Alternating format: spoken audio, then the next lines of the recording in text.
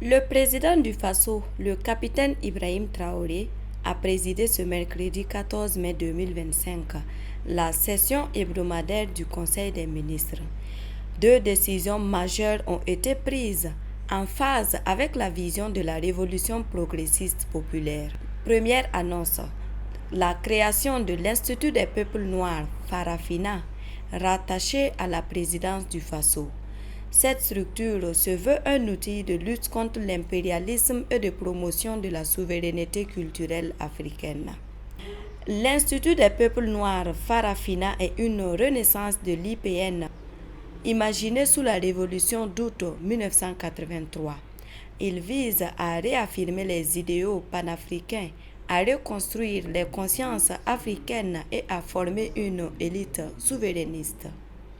L'Institut des peuples noirs IPN est une grande initiative de feu le capitaine Thomas Sankara, né à l'issue de son séjour aux États-Unis en 1984.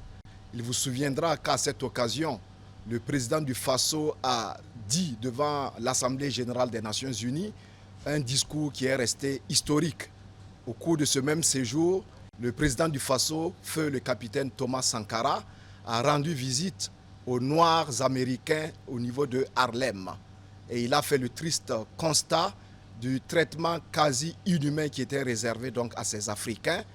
Et donc cela a été une révolte pour lui, si bien que à son retour au Burkina Faso, le capitaine Thomas Sankara, révolté du constat qu'il a fait à Harlem, a décidé de lancer l'Institut des peuples noirs au cours d'un symposium international tenu à Ouagadougou en 1986. La deuxième grande décision concerne le domaine militaire.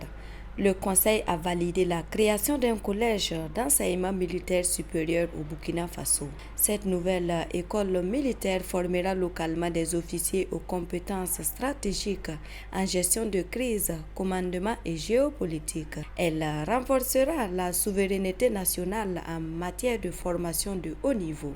Ce collège vise également à favoriser une coopération sous-régionale et régionale en accueillant des militaires d'autres pays africains.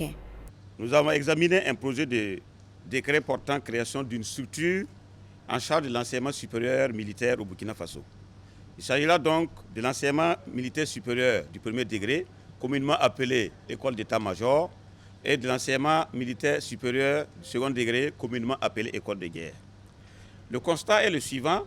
Depuis son indépendance, la formation militaire supérieure des forces armées nationales du Burkina Faso ont toujours été faites à l'étranger, c'est-à-dire dans des pays amis. Donc il est grand temps pour le Burkina Faso d'assurer la formation supérieure de ces éléments de forces de défense et de sécurité. Cette formation faite sur place devrait s'adapter aux situations réelles et aux conditions réelles, c'est-à-dire la tropicalisation par rapport aux problèmes que nous vivons en ce moment, notamment la lutte contre le terrorisme. Nous avons aussi l'accroissement de nos effectifs qui recommande que nous puissions mettre en place les dispositions nécessaires pour assurer la formation continue de nos officiers. Deux décisions stratégiques qui traduisent la volonté du gouvernement de bâtir un Burkina Faso souverain, résilient et tourné vers l'avenir.